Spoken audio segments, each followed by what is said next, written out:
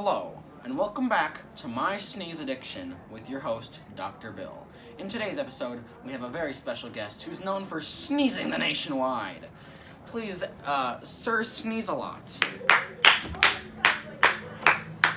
Hello, Dr. Bill. Hello, Sir Sneeze-a-Lot. It's me. Why do you sneeze?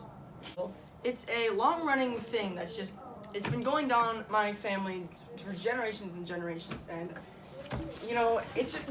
Don't sneeze! Don't sneeze! Don't sneeze! Now, it seems that your wife has some concerns about your sneezing problem. What do you have to say to her? In fact, why don't we bring her in? Ooh. Hello, Dr. Bill.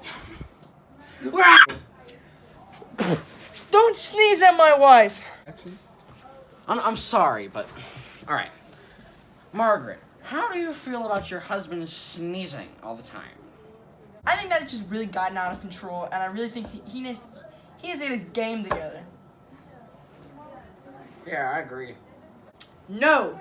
In fact, for all these years you tormented me, I want a divorce. Fine!